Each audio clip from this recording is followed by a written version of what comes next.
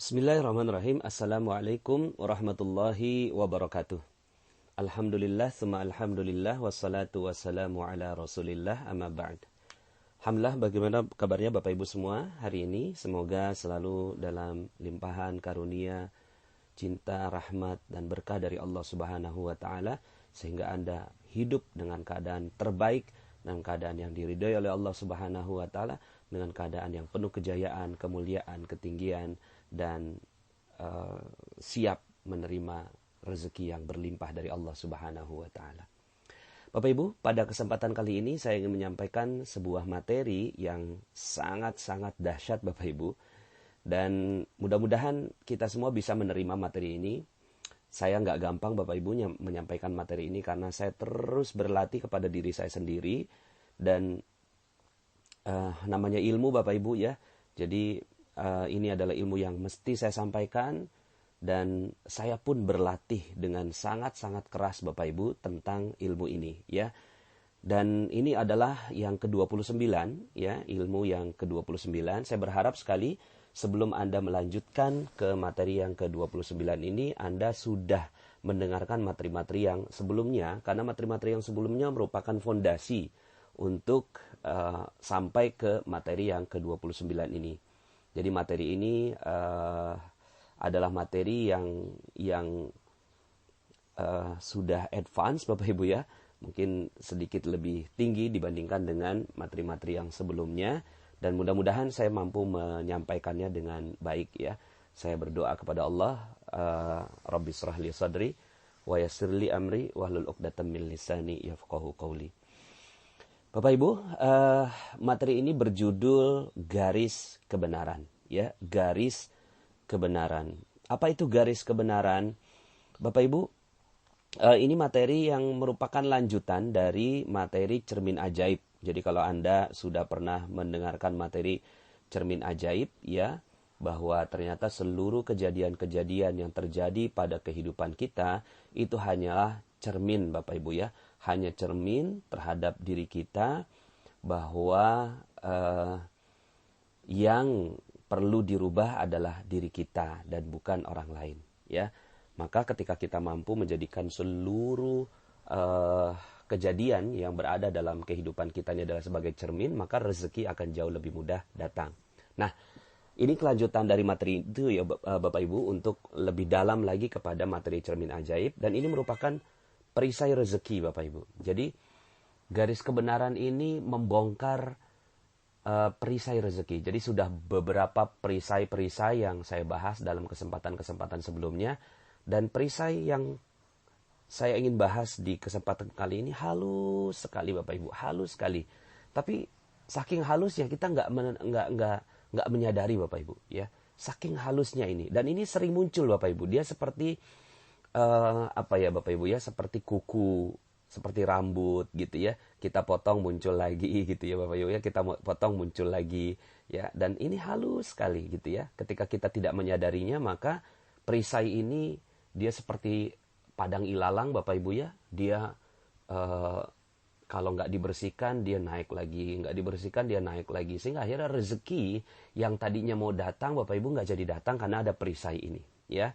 Dan saya kasih judul perisai ini dengan garis kebenaran ya. Oke, saya mulai Bapak Ibu ya, untuk menjelaskan tentang garis kebenaran ya. Mudah-mudahan saya juga berharap Anda berdoa kepada Allah, meminta agar mampu menerima materi ini dengan lapang dada, dengan yang terbaik dari Allah Subhanahu wa Ta'ala, agar rezeki kita setelah ini itu terbuka lebar. Jadi memang saya meyakini Bapak Ibu ya, saya meyakini seyakin-yakinnya, hakul yakin Bapak Ibu, ketika kita mampu menjalankan materi ini, maka rezeki itu dahsyat Bapak Ibu, luar biasa, berlimpah ruah datang kepada kita ketika kita mampu melakukan ini gitu ya. Cuma kalau kita nggak mampu melakukan materi yang ke-29 ini, ya pantas saja kalau rezeki kita ini tertahan Bapak Ibu ya. Utang nggak lunas, piutang nggak terbayar, proyek kok nggak jalan gitu ya. Pantas Bapak Ibu kalau seandainya kita tidak mau melakukan yang nomor 29 ini ya. Bismillah ya Bapak Ibu ya. Saya juga lagi latihan Bapak Ibu ya. Saya juga sedang latihan. Oke Bapak Ibu, ada banyak sekali penjahat, katakanlah ya, penjahat sebenarnya mereka bukan jahat Bapak Ibu, mereka baik gitu ya. Cuma pas aja gitu kan, mereka masuk penjara begitu ya. Nah, ketika ditanyakan kepada para penghuni penjara ini gitu ya, misalnya contoh Bapak Ibu ya, ada seorang pembunuh yang sudah membunuh 10 orang. Dia sudah membunuh 10 orang Bapak Ibu. Dia sudah bunuh 10 orang. Terus kemudian ketika ada yang wawancara, Pak pembunuh gitu ya, Pak X gitu ya, kenapa kok kamu tega banget gitu membunuh 10 orang gitu. Rata-rata dari para pembunuh berdarah dingin ini jawabannya unik Bapak Ibu ya. Jawabannya begini Bapak Ibu. Ya gimana saya nggak ngebunuh gitu ya. Gimana saya nggak ngebunuh? Saya sudah bikin garis gitu ya. Saya sudah bikin garis. Terus kemudian saya bilang, sesiapa yang melewati garis saya ini, maka saya akan tembak gitu ya. Terus kemudian ada satu orang yang lewat, saya tembak. Ada orang yang kedua lewati garis itu, saya tembak. Orang ketiga melewati garis itu, saya tembak. Sampai ada 10 melewati garis itu, ya saya tembak. Kan saya udah kasih tahu bahwa saya punya garis gitu ya. Ini garis saya, siapa yang ngelewatin garis saya, maka saya akan tembak. Sekarang pertanyaannya, siapa yang salah gitu. Jadi Bapak Ibu, kebanyakan para pembunuh berdarah dingin, para orang-orang yang dia melakukan kesalahan itu selalunya dia itu mengatakan bahwa saya sudah buat garis, tapi mereka yang melewati garis saya. Maka saya pantas dong kalau saya bunuh gitu kan. Terus kemudian uniknya lagi, orang seperti ini malah bertanya, siapa coba yang salah gitu. Coba kalau kamu jadi saya udah bikin garis, terus kemudian saya bunuh, siapa yang salah? Kita jadi kebingungan Bapak Ibu menjawab atau melihat fenomena ini gitu ya. Kok ya dia dengan mudahnya membuat garis kebenaran. Gitu Bapak Ibu. Garis kebenaran yang dia pahami. Mungkin garis kebenaran itu berupa, saya kan udah bilang kamu jangan masuk rumah saya. Nah, itu garis kebenarannya rumah. Saya kan udah bilang kamu jangan menghina saya. Oh berarti garis kebenarannya adalah penghinaan. Kan saya udah bilang gitu ya, ini adalah harta saya, kamu jangan ambil gitu kan. Nah ini garis kebenaran gitu ya. Nah Bapak Ibu, ini yang disebut sebagai garis kebenaran. Semua orang memiliki garis kebenarannya masing-masing Bapak Ibu. Ya. Semua orang memiliki garis kebenarannya masing-masing. Kita itu selalu melindungi diri kita Bapak Ibu. Selalu melindungi diri kita itu dengan garis kebenaran. Dan garis kebenaran ini sebenarnya juga relatif. Kita udah belajar, katakanlah misalnya kita belajar ilmu tajwid misalnya ya. Atau misalnya kita belajar ilmu matematik misalnya. Kita belajar ilmu matematik ya. 1 tambah 1 sama dengan 2. Berarti ini garis kebenaran Bapak Ibu. Kita udah tahu bahwa ini benar. Terus kemudian ada orang gitu kan yang bilang, loh 1 tambah 1 bukan 2, 1 tambah 1 3. Terus kemudian kita bilang, ya enggak lah 1 tambah 1 2 gitu. Terus kemudian orang yang di luar sana gitu ya, itu ngotot sekali gitu. Enggak 1 tambah 1 3 gitu. Kemudian akhirnya kita menggunakan garis kebenaran untuk menghukumi ini Bapak Ibu. Menghukumi ini. Kalau ini kita lebih mudah gitu kan. Kan kita tahu bahwa ini adalah kebenarannya. 1 tambah 1 ya sama dengan 2. Tapi bagaimana kalau seandainya kebenarannya itu adalah sesuatu yang relatif Bapak Ibu. Ya. Kan saya udah bilang, saya mau istirahat gitu. Terus kemudian tiba-tiba ada orang yang bersuara tinggi. Terus kemudian kita tembak orang yang bersuara tinggi itu. Kan saya bilang, saya lagi istirahat gitu. Ini relatif sekali gitu kebenarannya. Cuma yang sering terjadi Bapak Ibu, akhirnya ini kebanyakan orang gitu ya, melakukan yang namanya garis kebenaran. Bukan hanya para penjahat itu sebenarnya gitu ya. Saya juga ketika mendapatkan materi ini Bapak Ibu, ini saya mendapatkan materi ini luar biasa. Saya baru paham, oh pantas saja gitu ada rezeki-rezeki saya yang tertahan. Karena saya merasa diri saya punya garis kebenaran Bapak Ibu. Dan saya pertahankan dengan kuat. Ketika ada orang yang tidak suka dengan garis kebenaran yang saya buat, kemudian saya salahkan orang lain. Gitu Bapak Ibu. Ya. Yang sering terjadi akhirnya gitu ya, kita tuh sering membuat kambing hitam Bapak Ibu. Kambing hitam terhadap apapun gitu ya. Kambing hitam terhadap apapun. Ketika kita misalnya tidak berhasil gitu ya dalam sebuah bisnis, terus kemudian kita bilang, ya iyalah gitu. itu sih gitu nggak ngajarin saya, itu sih dia gitu ya mengkhianati saya, itu saya ditipu sama tuh orang gitu kan. Sudahlah nggak pakai cermin ajaib, dia pakai garis kebenaran Bapak Ibu. Garis kebenaran ini ya dia menyalahkan orang lain. Yang benar siapa? Saya yang benar. Semua di luar saya itu salah gitu. Dia pakai garis kebenaran Bapak Ibu. Sehingga akhirnya orang yang di luar dia harus salah. Dan satu-satunya orang yang paling benar di muka bumi ini adalah saya. Gitu Bapak Ibu. Nah ini dididik Bapak Ibu. Kita dididik dari kecil tentang garis kebenaran ini. Pantas aja ya kalau garis kebenaran ini semakin lama semakin menjulang Bapak Ibu ya. Semakin lama semakin menjulang. Misalnya contoh gitu ya, kita anak-anak kita gitu kan, terus kemudian anak kita jatuh nih Bapak Ibu ya, anak kita jatuh terus kemudian nangis gitu, terus kemudian dia jatuhnya di tangga, terus kemudian tangganya kita pukul, nakal ini tangga gitu kan, tangga ini nakal gitu kan, iya nih udah biarin mama omelin ini tangganya, terus kemudian anak kita itu diem Bapak Ibu, gitu ya, merasa garis kebenarannya sudah muncul bahwa dia yang benar, terus kemudian yang salah adalah tangga Bapak Ibu. Nah kita dari kecil seperti itu Bapak Ibu, ya jatuh dari sepeda, terus kemudian wah ini sepedanya, iya ini sepedanya yang salah gitu, sehingga akhirnya setiap ada kejadian kita selalu menggunakan garis kebenaran dan orang lain yang salah, sehingga akhirnya dengan garis kebenaran ini kita nggak mau bertanggung jawab Bapak Ibu terhadap apapun yang terjadi pada diri kita. Kemudian kita selalu beralasan bahwa ada orang lain yang punya peran terhadap ketidakberesan dalam kehidupan kita, ya. Kemudian kita selalu merasa benar sendiri Bapak Ibu dengan adanya garis kebenaran ini, ya. Nah, dampaknya Bapak Ibu, dampaknya terhadap garis kebenaran ini akhirnya seluruh masalah-masalah di kehidupan kita, coba perhatikan Bapak Ibu, ya. Saya juga akhirnya juga meneliti kesalahan-kesalahan saya Bapak Ibu ya. Waktu itu kok bisnis nggak bener gitu. Kemudian saya kok ditipu orang. Loh kok saya nggak berhasil dalam sebuah bisnis. Loh kok saya ini ternyata sebabnya sederhana Bapak Ibu. Sebabnya sederhana. Semua utang kok nggak lunas. Piutang kok nggak dibayar orang gitu ya. Terus kemudian kok istri kok nggak nurut sama saya gitu ya. Kemudian ada yang suaminya diambil orang gitu kan. Ya. Terus kemudian ada rumah kok kebakaran gitu ya. Hal-hal yang kayak gitu Bapak Ibu. Anak kok diculik orang, digangguin dan seterusnya. Ternyata cuma satu Bapak Ibu. Cuma satu. Selain materi-materi yang kita sudah bahas dalam kesempatan-kesempatan sebelumnya, dalam kesempatan ini saya ingin menyampaikan bahwa ternyata kita seluruh masalah-masalah itu hadir karena kita pasang garis kebenaran kita Bapak Ibu. Pasang garis kebenaran, maka apa yang terjadi? Masalah muncul dan rezeki hilang Bapak Ibu. Ya. Masalah muncul dan rezeki hilang. Ya. Jadi kalau seandainya sekarang ini rezeki kita hilang, ya bukan karena rezekinya nggak ada, tapi karena kita membangun garis kebenaran gitu ya di dalam kehidupan kita. Ya. Nah, kalau seandainya kita mau Bapak Ibu, ini dengan lapang dada, dengan minta petunjuk kepada Allah Subhanahu Wa Taala di kesempatan materi kali ini, ya Allah gitu ya. Saya betul-betul ingin menghilangkan garis kebenaran saya.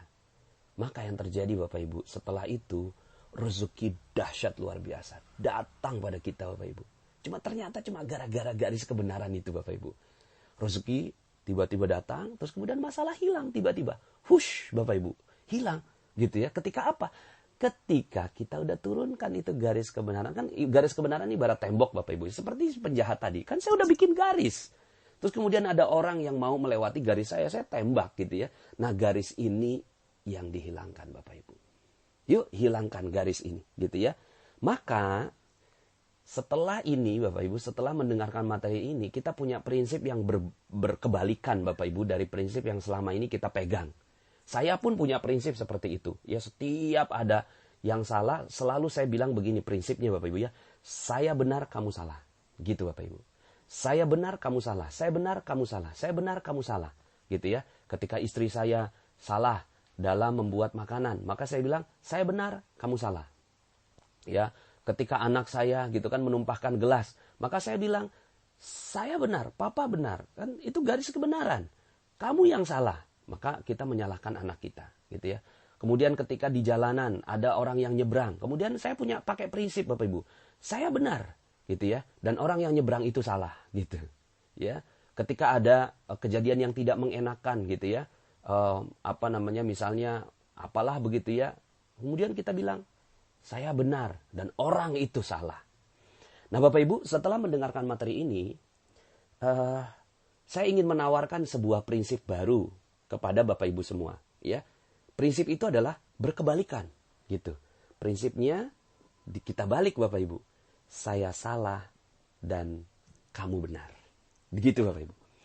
Saya salah, kamu benar. Saya salah, kamu benar.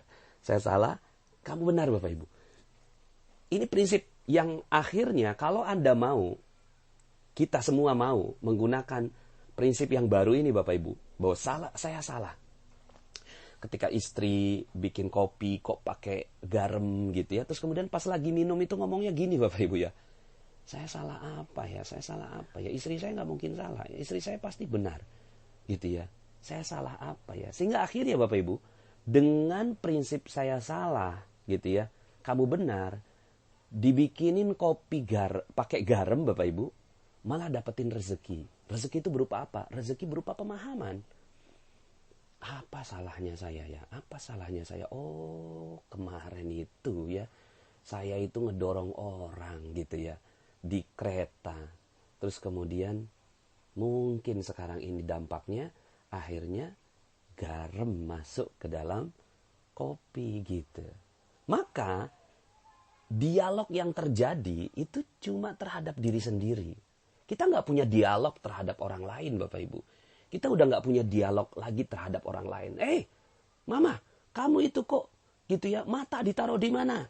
Ya, kamu itu udah punya mata 2, pakai kacamata jadinya 4 gitu ya. Kok ya bisa gitu? Ya, bikin kopi pakai garam. Nah, kalau yang seperti ini Bapak Ibu, saya salah dan istri yang benar. Apa yang terjadi Bapak Ibu? Saya nggak belajar. Saya tidak belajar sesuatu dari peristiwa kopi pakai garam itu Bapak Ibu. Maka saya tidak mendapatkan kesempatan untuk dapatkan rezeki. Karena pemahaman itu rezeki. Ya, memahami sesuatu itu adalah rezeki Bapak Ibu. Setelah itu ya, pemahaman datang, rezeki datang Bapak Ibu. Berupa ya macam-macam rezeki itu datang. Gitu ya. Yang jelas rezeki itu pasti datang berupa apa? Berupa kedamaian, keharmonisan. Akhirnya ya sudah kita minum kopi itu pelan-pelan sambil senyum, ketawa Bapak Ibu ya. Sambil ketawa, iya ya saya salah ya. Oh iya ya saya salah di mana ini ya. Kemudian ya pelan-pelan lah kalau seandainya nggak sanggup ngabisin Bapak Ibu ya.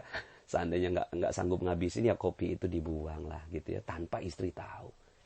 Maka yang terjadi adalah istri tidak merasa bersalah gitu ya. Terus kemudian tidak terjadi percekcokan ya. Kemudian ya mungkin akhirnya gelasnya itu selamat tidak pecah gitu ya. Coba kalau seandainya yang terjadi adalah marah-marah mungkin pecah gitu. Maka rezeki jadi hilang. Jadi ternyata Bapak Ibu, seluruh masalah-masalah itu muncul itu cuma gara-gara satu hal. Karena kita punya prinsip. Saya benar dan kamu salah. Sekarang kita balik Bapak Ibu. Saya salah, kamu benar. Saya salah, kamu benar. Saya salah, kamu benar. Akhirnya Bapak Ibu ya. Ini kalau Anda berkenan betul-betul Bapak Ibu, pakai ilmu ini Bapak Ibu, akhirnya kita bisa mengucapkan kata-kata seperti ini Bapak Ibu. 70 kali sampai 100 kali Bapak Ibu. Ngomongnya gini, saya salah, saya salah, saya salah, saya salah, saya salah. Gitu Bapak Ibu ya. Saya salah, saya salah, saya salah, saya salah. Setiap ada apa, saya salah, saya salah, saya salah. Saya salahnya di mana? Salah apa? Saya salah, saya salah, saya salah gitu Bapak Ibu ya. Jadi akhirnya ya ilmu ini membuat kita akhirnya selalu mengucapkan saya salah, saya salah, saya salah. Pak Nas, kalau kayak gitu gimana nantinya? Ya kita nggak punya kepercayaan diri gitu. Mungkin akhirnya ilmu ini berbeda Bapak Ibu. Karena saya mengambil dari manusia terbaik Bapak Ibu. Saya renung-renungkan gitu ya. Manusia terbaik di muka bumi ini. Manusia termulia yang dipuji oleh Allah Subhanahu wa Ta'ala. Bahkan seluruh makhluk itu menghormati dan memuliakannya. Namanya Nabi Muhammad Sallallahu Alaihi Wasallam. Beliau selalu mengucapkan, saya salah, saya salah, saya salah, saya salah, saya salah, saya salah. 70 sampai 100 kali Bapak Ibu. Apa kurangnya Nabi? Apa kurangnya beliau sudah diangkat menjadi Nabi, Rasul, paling mulia di seluruh Nabi dan Rasul yang sebelumnya sudah diciptakan oleh Allah Subhanahu wa taala. Ya. Kemudian wa innaka la'ala khuluqin azim. Dikasih dikasih jabatan tertinggi. Wa innaka la'ala khuluqin azim. Sesungguhnya akhlak kamu itu adalah akhlak yang paling mulia. Gitu. Terus kemudian wa innaka la'ala in huwa illa wahyu yuha. Sesungguhnya tidak ada yang kamu ucapkan ya Rasulullah kecuali wahyu. Maka Bapak Ibu, kalau kita yang dapat begitu Bapak Ibu ya, kalau kita yang dapat predikat begitu, dimuliakan di atas malaikat, dimuliakan di atas seluruh manusia yang lain, ya, di atas para nabi dan rasul yang lainnya, terus kemudian akhlak kita yang paling mulia, terus kemudian kata-katanya wahyu Bapak Ibu, terus kemudian ditimpuk orang gitu ya. Ditimpuk orang, tuk gitu ya. Kita ngomongnya gimana Bapak Ibu? Kalau kita pakai prinsip saya benar, kamu salah. Rasulullah punya dalil yang kuat Bapak Ibu untuk mengucapkan bahwa saya benar dan kamu salah. Ya. Punya Bapak Ibu. Kenapa? Dalilnya kuat. Kalau kita kan nggak punya dalil, kita nggak punya dalil aja kita ngomong saya benar gitu ya. Lah Rasulullah punya dalil Bapak Ibu ya. Rasulullah punya dalil yang kuat sekali gitu, hujah yang kuat sekali. Tapi ketika beliau ditimpuk di sebuah jalan gitu ya. Terus kemudian Rasulullah tuh ketika ditimpuk diem Rasulullah tuh. Saya mencoba merenungi apa yang dilakukan oleh Rasulullah. Mungkin pada saat itu Rasulullah mengatakan demikian Bapak Ibu. Saya salah. Salahnya di mana ya? Salahnya di mana ya? Mungkin karena kalimat saya dalam dakwah ini kurang halus kali ya. Mungkin saya menyinggung dia kali ya dalam dakwah ini. Mungkin dia tersinggung kali dengan perbuatan saya. Akhirnya saya ditimpuk gitu ya. Ditimpuk Bapak Ibu. Ya. Di sebuah jalan ditimpuk. Rasulullah diam Bapak Ibu. Hari kedua Rasulullah lewat jalan itu lagi. Ditimpuk lagi. Rasulullah tidak mengatakan, kamu salah. Saya ini Nabi. Enggak Bapak Ibu. Tapi kemudian, oke. Ini melakukan cermin ajaib Bapak Ibu ya. Terus kemudian tidak ada garis kebenarannya. Garis kebenaran. Akhirnya dia punya prinsip. Rasulullah SAW. Saya salah dan dia benar. Hari ketiga ditimpuk lagi Bapak Ibu. Ya. Sampai hari keempat Rasulullah nungguin loh. Kok nggak ada yang nimpuk gitu ya. Kadang nggak ada yang nimpuk gitu. Rasulullah tanya, mana orang yang biasa nimpuk saya? Gitu ya. Lagi sakit ya Rasulullah. Rasulullah datang. Dan akhirnya orang itu disembuhkan oleh Rasulullah SAW dan masuk Islam. Bapak Ibu coba kalau seandainya pada saat itu Bapak Ibu ya. Kemudian ketika datang. Terus kemudian orang itu nimpuk. Kemudian kamu nggak ngerti apa ya? Aku ini Nabi. Kualat kamu ini. Kata-kata saya betua. Nanti kamu jadi kodok gitu ya. Misalnya gitu ya. Kalau kita jadi Rasulullah itu mungkin itu yang keluar. Mungkin itu yang keluar kalau kita jadi Rasulullah SAW. Gitu ya. Terus kemudian akhirnya apa yang terjadi? Itu orang bukannya masuk Islam. Itu orang bukannya ya dapat hidayah. Malah benci sama kita. Ketika Rasulullah SAW dakwah ke Taif. Terus kemudian Rasulullah ingin mencari tempat hijrah di sana.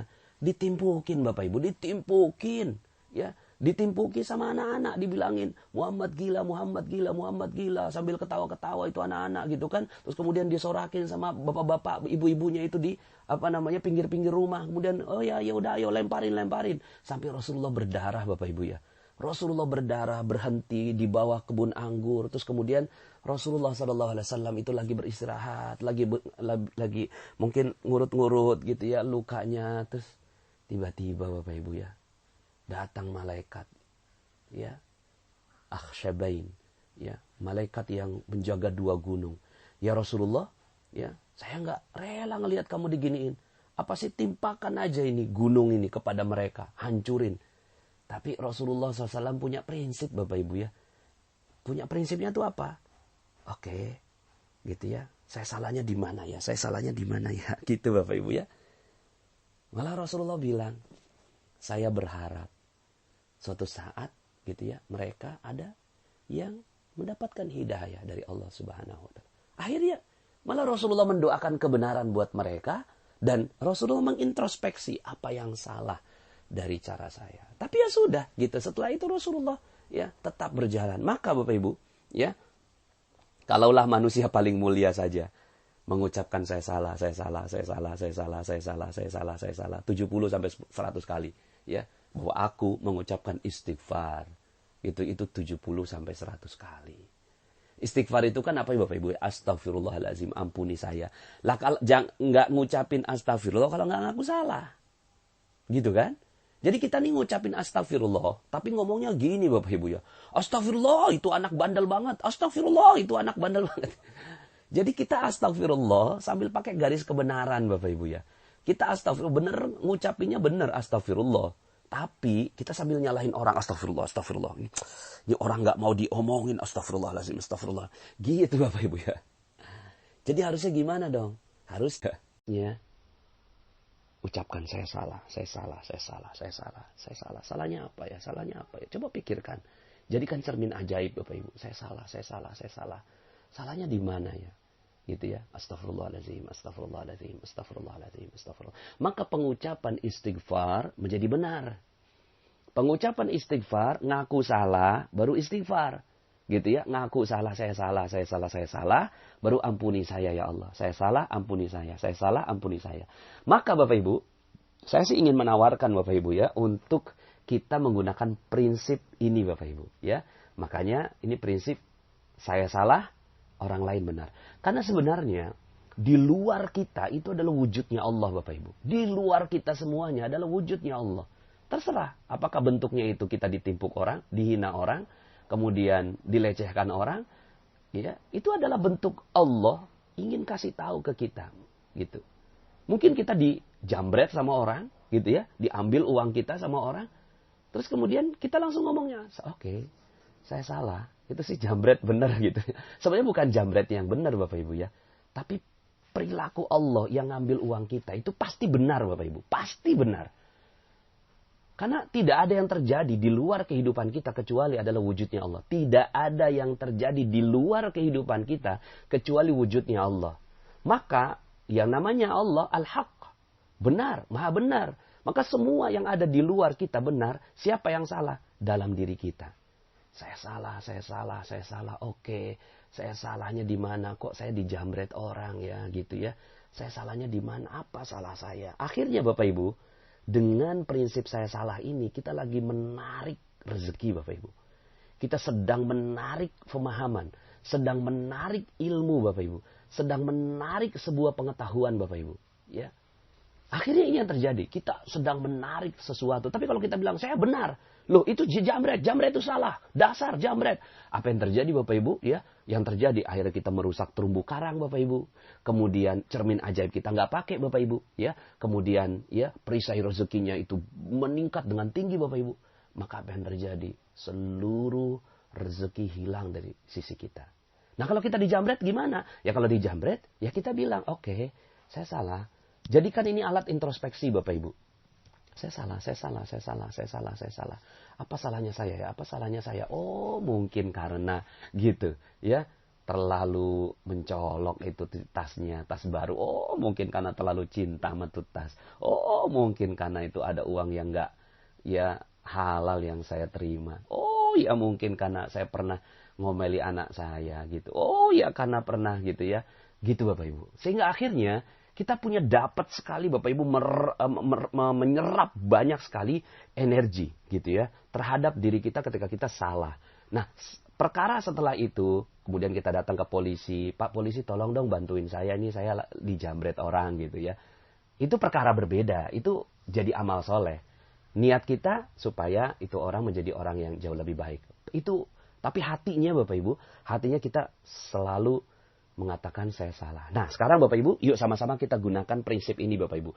Prinsip saya salah, kamu benar. Coba Bapak Ibu pakai di keluarga. Gitu ya. Pakai di keluarga. Gimana cara pakai di keluarga? Ketika konflik suami istri Bapak Ibu. Maka coba masing-masing itu ngomong saya salah, kamu benar. Saya salah, kamu benar. Bapak Ibu, kalau itu yang terjadi kira-kira jadi berantem gak Bapak Ibu ya? Gak jadi Bapak Ibu. Semua masalah keluarga. Semua masalah keluarga itu dimulai dari masing-masing menganggap dirinya benar. Gitu. Nah kalau sudah kayak gitu ya. Sudah kayak gitu. Maka apa yang terjadi? Yang terjadi rezeki nggak datang Bapak Ibu. Saya pernah waktu itu ya. Saya satu ketika gitu ya. Saya lagi ada urusan di Jakarta. Kalau di Jakarta ini enak naik kereta Bapak Ibu ya. Di kereta itu biasa udah ada kartunya, jadi saya udah punya kartu terusan Bapak Ibu ya. Sehingga akhirnya saya ambil aja dengan pede, bawa tas, bawa dompet gitu kan, langsung pergi ke kereta Bapak Ibu ya. Ya bisalah masuk kereta. Pas nyampe di tempat tujuan, saya langsung pesen Gojek Bapak Ibu ya.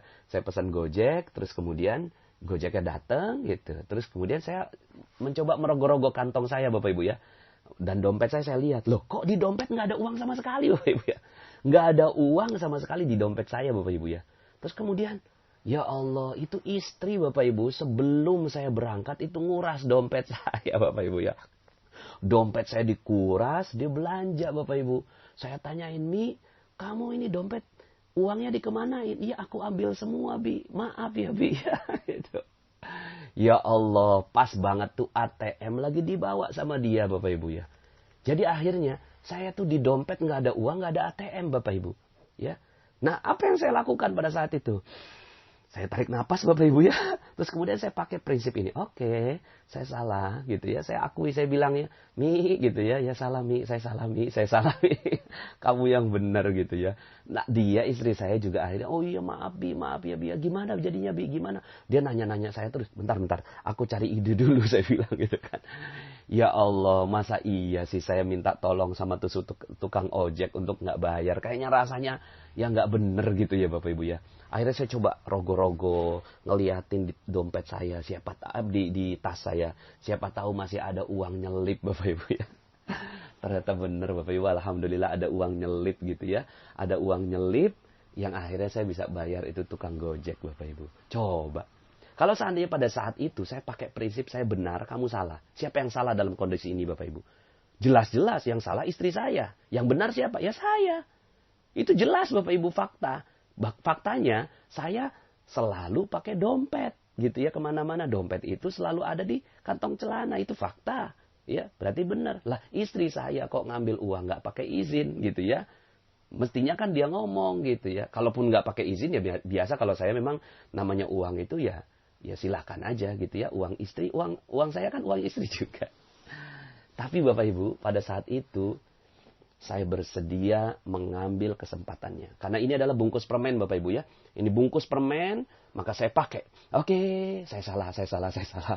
Akhirnya Bapak Ibu apa yang terjadi? Yang terjadi akhirnya istri saya tenang di rumah gitu ya. Dia nggak merasa tertekan batinnya. Kalau merasa salah ya namanya juga orang. Akhirnya dia merasa, ya Bi aku yang salah. Saya juga merasa salah. Gitu ya, saya salahnya apa ya. Akhirnya saya dapat pengetahuan Bapak Ibu. Oh iya salahnya ini. Saya pernah melakukan apa sebelumnya. Begitu Bapak Ibu ya. Terus kemudian tukang Gojeknya akhirnya juga tenang gitu ya Bapak ya. Nah kalau seandainya ya ilmu ini dipakai kepada anak gitu ya. Anak melakukan kesalahan. Terus kemudian orang tua gitu ya. Nggak langsung mengatakan kamu itu yang salah. Ya, maka si anak ini merasa tenang Bapak Ibu. Ini kaitannya dengan ilmu parenting, gitu ya. Ilmu parenting, apa yang dilakukan anak pasti benar Bapak Ibu ya. Kenapa? Karena semua, gitu ya, itu adalah ilham dari Allah. Nah, sambil kita belajar tentang kebenaran bareng-bareng, gitu ya. Cuma kebenarannya nggak mutlak. Pasti si ayah benar dan anak salah. Contoh Bapak Ibu ya, ini ada dua jenis tipe ayah, gitu ya. Ayah yang A dan ayah yang B. Ayah yang A itu ketika ditelepon, Pak ini anaknya ditangkap kena narkoba, gitu ya, kena narkoba, tolong datang ke sini, gitu ya. Ini anaknya tolong diambil. Nah maka ini ayah yang A itu langsung Bapak Ibu merasa bahwa dia benar dan anak salah. Dan benar kan ya, namanya narkoba kan garis kebenaran menentukan ya image di luar sana yang namanya narkoba ya salah. Siapa yang bilang narkoba itu benar? Nggak ada gitu ya. Polisi udah jelas-jelas nangkep gitu kan. Ya, jadi ya sudah gitu. Si ayah A nyampe ke Polres, nampar si anak gitu. Nggak tahu malu, bikin malu keluarga. Apa yang terjadi Bapak Ibu? Yang terjadi mungkin pada saat itu gitu ya, si anak malah berontak. Kamu siapa? Ya, ngaku-ngaku sebagai ayah saya. Padahal setiap hari berantem aja sama ibu saya. Sekarang bisa-bisanya cuma nampar aja. Nah, yang terjadi bisa seperti itu. Atau ayah yang B. Ayah yang B ini, dia ketika dapat seperti itu, Pak datang ke Polres. Ini anaknya ditangkap kena narkoba. Astagfirullahaladzim. Saya salah. Saya salah di mana ya? Saya salah di mana ya? Akhirnya dia merasa bahwa ini bungkus permen. Oke. Ini bungkus permen sebentar lagi akan ada isinya. Kemudian setelah itu dia tenangkan dirinya Bapak Ibu. Dia buka garpu tala. Ya. Mungkin dia sholat dulu 2 rakaat Bapak Ibu, menenangkan dirinya. Ya. Seperti dalam materi ya di training gitu ya. Mungkin jeruk nipisnya dihilangkan Bapak Ibu. Ya, kemudian dia merasa bahwa semua sudah sempurna, tidak ada cacat gitu ya. Ini cacat yang sempurna. Lalu kemudian dia tambahkan ilmu baru Bapak Ibu. Oke, saya salah.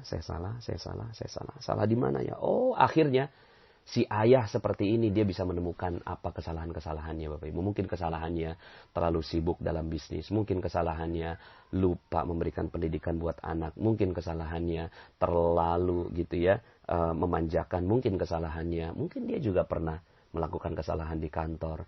Mungkin juga gitu kan hartanya tidak halal. Oh mungkin juga akhirnya Bapak Ibu, nih orang tua datang ke Polres dalam keadaan mata sembab dan dia sudah merasa bahwa dirinya yang salah. Ya, juga tidak mengatakan bahwa narkoba itu benar, tidak juga. Cuma saya yang salah. Kejadian ini pasti ada maksud di balik Allah menunjukkan peristiwa ini. Datang ke kantor, gitu kan, terus kemudian ketemu anaknya. Nak, sini nak. Maafin papa ya. Papa yang salah. Papa lupa sama kamu. Papa mungkin ada banyak yang lalai terhadap kamu. Papa mungkin. Akhirnya Bapak Ibu, apa yang terjadi? Yang terjadi sang anak, saya yakin Bapak Ibu, itu akan luluh dan akhirnya dia juga merasa bahwa dirinya salah. Nah Bapak Ibu, ini juga ada kaitannya dengan ilmu kuantum. Kita satu sama dan terhubung Bapak Ibu ya. Ketika kita bilang saya salah, kamu benar. Saya salah, kamu benar. Maka orang yang di depan kita juga akan begitu Bapak Ibu. Dia juga akan mengatakan saya salah, kamu benar. Akhirnya yang terjadi damai Bapak Ibu. Tapi kalau seandainya saya benar, kamu salah, saya benar, kamu salah. Orang yang di depan kita itu juga akan selalu mengatakan saya benar, kamu salah, saya benar, kamu salah. Gitu. Nah ini di keluarga. Kalau di keluarga kita udah bisa latihan Bapak Ibu. Latihan aja terus gitu ya. Ini nggak gampang Bapak Ibu latihannya. Ya, kan ada aja hal-hal yang nggak enak yang terjadi dalam kehidupan kita. Coba Bapak Ibu, setiap yang nggak enak, oke, saya salah. Astagfirullah. Saya salah. Pagi-pagi Bapak Ibu, ya. Wabil ashari hum yastaghfirun. Di waktu-waktu sahur, itu dia mengucapkan permohonan maaf kepada Allah. Sebelum subuh dia istighfar, astagfirullahaladzim. Saya salah. Sambil renungin, salahnya apa kemarinnya, saya salah apa kemarinnya, saya salah apa, gitu Bapak Ibu. Aduh, kalau Anda mampu melakukan ini Bapak Ibu di keluarga, itu Anda akan menjadi manusia terbaik di keluarga Anda. Suami melakukan ini, istri akan ikut Bapak Ibu. Akhirnya istri juga merasa, oke, saya salah. Akhirnya Bapak Ibu, istri juga akan ikut. Kalau seandainya istri, katakanlah istri, suami selingkuh, nauzubillah ya. Suami selingkuh, kan selingkuh. Ini kan garis kebenaran. Ya, benarlah istri. Faktanya si suami selingkuh. Itu fakta. Tapi kemudian ketika istri bisa bilang, oke, saya salah. Salahnya di mana ya? Mungkin saya kurang dandan, gitu kan? Mungkin saya terlalu merasa bahwa suami saya aman. Mungkin saya terlalu merasa bahwa suami milik saya, gitu ya. Sehingga akhirnya dia merasa tertekan gitu ya. Oh mungkin saya gitu ya karena makanan yang nggak enak gitu ya. Oh mungkin akhirnya Bapak Ibu si istri ini menyadari salah. Oke, saya salah di mana? Ketika ini yang terjadi Bapak Ibu, maka sang suami insya Allah akan mengakui kesalahannya dan dia akan berbalik. Ini namanya inner beauty Bapak Ibu ya. Orang yang wanita di luar sana akhirnya itu terasa menjijikkan ya, terasa tidak indah bagi si suami ini. Tapi sang istri yang memiliki perilaku yang baik ini akhirnya suami akan sadar. Ada banyak sekali orang-orang yang datang pada saya dan saya ajak mereka, oke, Anda bisa kok marah gitu, tapi mau nggak saya tunjukin sebuah cara yang membuat akhirnya suami jadi balik lagi. Gimana caranya Pak Nas? Ya coba gitu. Yang pertama pakai prinsip ini, garis kebenarannya jangan dipakai gitu, hilangkan garis kebenaran. Yang kedua coba katakan, ayah, urusan ayah gitu ya, itu selingkuh, urusan ayah dengan Allah. Pasti ada konsekuensinya. Masih ingat neraka kan? Gitu ya. Tapi urusan saya tetap melindungi, mencintai melayani, memuliakan, membahagiakan ayah, gitu ya, menjaga akad nikah kita yang suci adalah urusan saya dengan Allah. Jangan khawatir ayah, saya akan tetap terus menerus, gitu ya, memberikan yang terbaik untuk engkau apapun yang terjadi sampai akhir hayat kita. Bapak Ibu, kalau ini mampu dilakukan oleh seorang istri, itu suami goyang Bapak Ibu ya. Suami goyang akhirnya balik lagi. Nah, ini di keluarga Bapak Ibu. Di dunia kerja juga begitu. Bos ngomelin gitu ya. Ya kan sering terjadi ketika bosnya ngomelin, terus kemudian si karyawan ini, aduh saya kan udah bener gitu kan. Si bos ini marah-marah terus akhirnya ngomongin lagi gitu kan. Udahlah terumbu karang habis gitu ya. Terus kemudian dia ngomongin di belakang gitu. Terus kemudian akhirnya rezeki hilang semua Bapak Ibu. Tapi coba kalau seandainya sang bosnya marah. Kamu itu kerjaannya nggak benar. Oke, saya salah di mana ya? Siap aja menerima salah itu bukan aib kok, ya. Mengaku salah itu bukan aib kok, gitu ya. Tidak ada aib sama sekali di situ. Aib itu ketika berbuat kesalahan terhadap Allah. Nah ini, saya ini cermin ajaib, gitu kan. Oh ini bungkus permen, gitu kan. Nah Bapak Ibu, apa yang terjadi setelah itu? Yang terjadi si bosnya jadi sayang. Loh, ini karyawan saya omelin kok. Dia masih tetap sabar gitu ya. Nah, kemudian ini juga misalnya dalam dunia bisnis gitu ya, konsumen ngomel gitu ya. Kemudian si produsen, oke, saya salah di mana?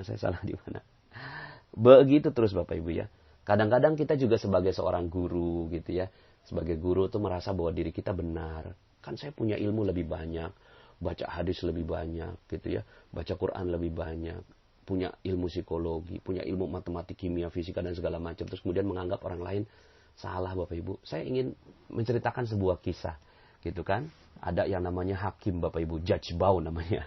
Hakim di Cina ini hakim yang sangat adil Bapak Ibu ya.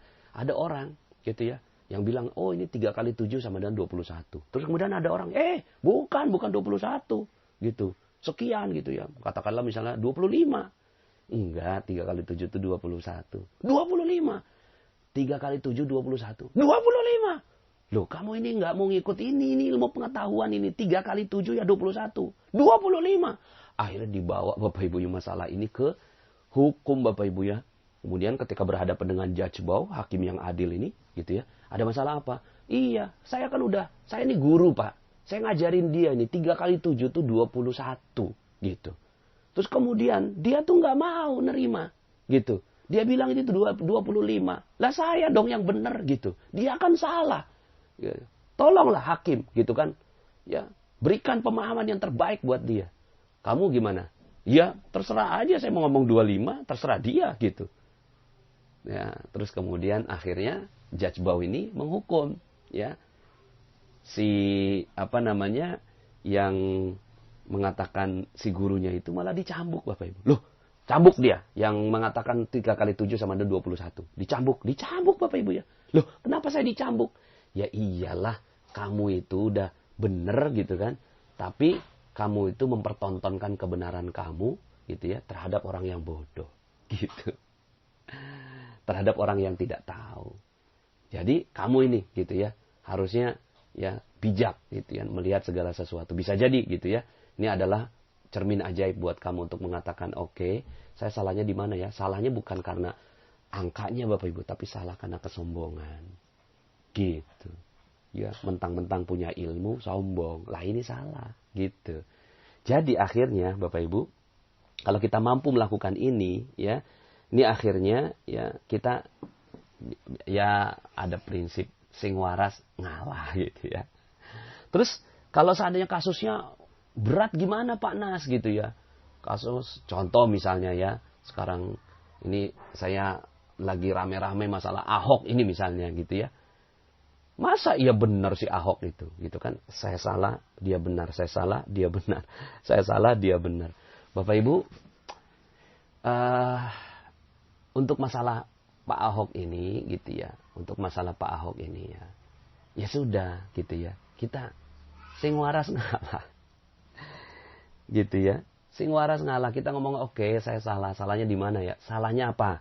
Salahnya karena kita nggak belajar Quran. Akhirnya ada orang yang gitu ya, ngulik-ngulik Al-Quran, kita baru protes. Lah kemarin kemana aja kok nggak baca Quran? Salahnya apa? Salahnya karena masjidnya kosong. Salahnya apa? Salahnya karena kita ini nggak bersatu, gitu. Salahnya apa? Karena kita males sehingga akhirnya orang-orang yang merasa punya uang merasa ngomong apa aja, gitu. Salahnya apa? Oh, banyak-banyak, Bapak Ibu. Kita bisa banyak belajar dari kasus Pak Ahok ini, Bapak Ibu. Terus apakah dia benar? Ya enggak juga. Tapi kejadian Pak Ahok ini pasti benar. Kejadiannya, gitu ya. Karena itu semua kejadian, itu semua didesain oleh Allah Subhanahu wa Ta'ala. Terus kita gimana? Ya, gitu ya. Kalaupun masuk penjara, itu semata-mata hanya untuk membuat tenang, terumbu karang tidak bergejolak, gitu Bapak Ibu ya. Cuma itu aja. Cuma kita nggak boleh benci, gitu ya. Ya nanti ini dalam materi yang lain ya. Tentang sebenarnya terumbu karang ini kita mesti jagain pelan-pelan. Karena kita satu sama dan terhubung dengan Pak Ahok itu. Ya. Walau bagaimanapun kita di dunia kuantum itu satu sama dan terhubung. Mau gimana lagi gitu ya. Akhirnya apa yang terjadi ketika kita ngomong saya, maka dia Bapak Ibu ya. Ketika dia ngomong dia, itu saya. Siapa yang menistakan Al-Quran gitu. Nggak ada kok. Ini kan cuma kekeliruan, kesalahpahaman. Terus gimana? Ya mudah-mudahan masalah ini bisa selesai dengan baik. Terus kemudian kitanya banyak-banyak introspeksi. Oke, saya salah. Terus Pak Ahoknya nggak introspeksi, ya itu urusan dia, gitu ya. Itu urusan dia. Rezeki itu urusan masing-masing, Bapak Ibu ya. Ya udah pokoknya kita nih yang penting sekarang rezeki kita selamat dulu, ya. Kalaupun seandainya demo ya demo yang baik, gitu ya. Terus kemudian kita ngikuti ulama. Nah, ini akhirnya bicara terus kebenaran jadi relatif dong Pak Nas. Akhirnya memang kebenaran itu cuma milik Allah.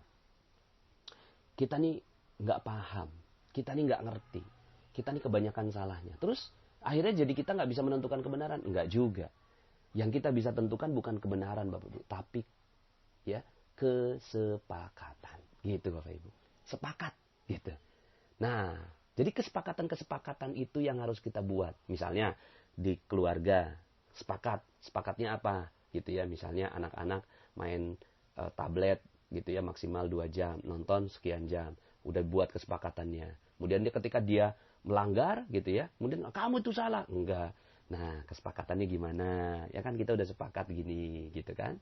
Seperti itu. Jadi yang kita sepakat dan sama-sama tahu gitu. Ya, sama-sama tahu. Nah, kondisi sekarang ini di negara kita ya, kita kan punya kesepakatan. Sepakat apa? Sepakat punya KTP gitu kan. Sepakat tidak menabrak lampu merah, itu sepakat kita. Ya, sepakat untuk tidak menghina satu agama dengan agama yang lain, itu sepakat gitu ya. Kalau menghindari kesepakatan itu apa? Melanggar kesepakatan? Ya kalau melanggar kesepakatan ya kita sama-sama punya lembaganya. Udah itu aja. Jadi kita hormati kesepakatan. Yang jelas kita nih nggak ngerti apa-apa. Wallahu a'lam. Ya. Allah yang Maha tahu. Nah, sekarang udah nggak usah terlalu jauh ke sana gitu ya.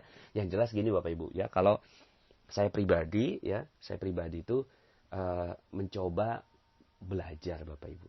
Membaca hadis, membaca ini supaya apa? Supaya tingkat kesalahan saya nggak salah-salah amat Bapak Ibu ya.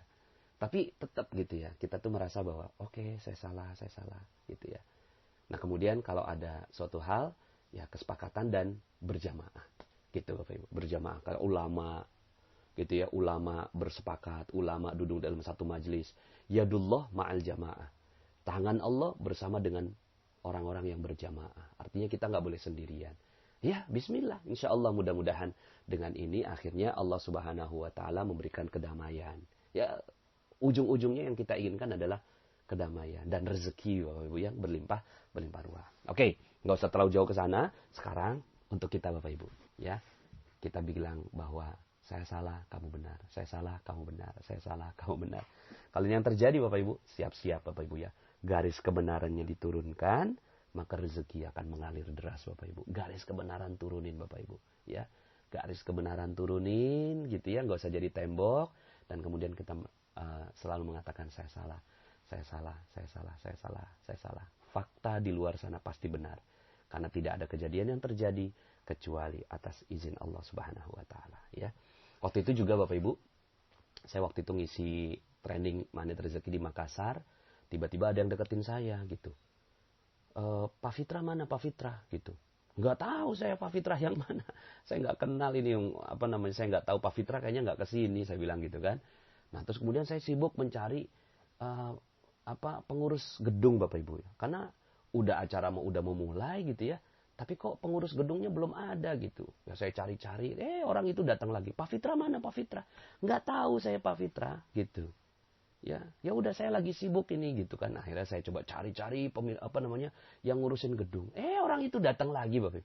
Pak Fitra mana Pak Fitra? Kemudian adik saya namanya Fikri. Ya, saya Fikri gitu kan, Bapak pengurus gedung. Oh, ternyata gitu ya. Ternyata itu dia bukan nyari Fitra, nyarinya Fikri gitu kan. Dan ini adalah pengurus gedung yang mau bantuin saya gitu ya, ngerapihin semua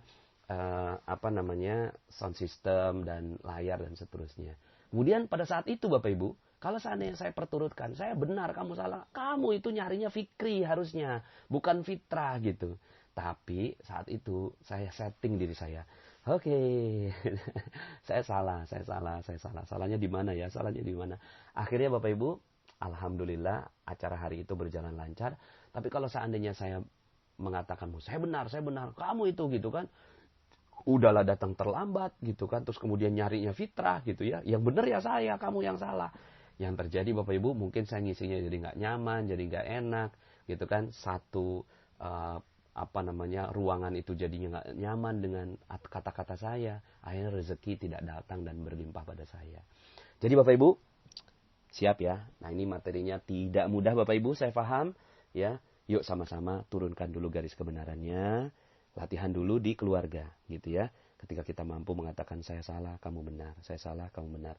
Ada hal-hal yang gak enak, Bapak Ibu jadikan semua peristiwa cermin. Lalu kemudian katakan gitu ya. Saya salah dan kejadian ini pasti benar adanya. Dan jadikan ini sebagai sebuah introspeksi. Kemudian sering-seringlah setiap hari mengucapkan istighfar gitu ya. 70-100 kali. Ya, terutama di waktu-waktu sebelum subuh itu mengucapkan ya astagfirullahalazim, saya salah, ya Allah saya salah, ya Allah saya salah. Salah apa? Saya ya Allah minta petunjuk, saya salahnya di mana? Minta petunjuk, saya salahnya di mana? Kalau ini yang terjadi Bapak Ibu, maka insya Allah rezeki akan mengalir dengan derasnya kepada Anda semua. Sebagaimana firman Allah Subhanahu wa taala, faqultu astaghfiru rabbakum innahu kana ghaffara. Udah, ngomong aja salah. Maka Allah Maha Pengampun, ya. Maka kata Allah, yursilis sama alaikum midrara, akan diberikan rezeki yang berlimpah ruah berupa hujan dari atas langit dengan deras kepada kamu. Wa yumdidkum bi amwal, gitu kan? Akan ditambahkan harta-harta, wabanin, anak-anak, ya. Wa yaj'al lakum jannat, akan diberikan kebun-kebun, rezeki-rezeki di antara sekitar kamu. Wa yaj'al lakum anhara, kamu enggak perlu ngurusin kebun kamu, itu ada sungai yang mengalir di samping kanan kirinya, gitu ya. Nah ini ada dalam surat Nuh Bapak Ibu ya. Jadi istighfar itu adalah garis kebenaran Bapak Ibu. Hilangkan garis kebenarannya. Akui bahwa kita salah dalam segala kejadian. Dan siap untuk selalu belajar dalam segala sesuatu. Terima kasih. Mohon maaf atas segala kekurangan. Semoga materi ini bisa memberikan manfaat untuk Anda semua. Ya, terima kasih. Billahi taufiq wal hidayah. Saya Nasrullah, sampai jumpa dalam kesempatan audio berikutnya. Assalamualaikum warahmatullahi wabarakatuh.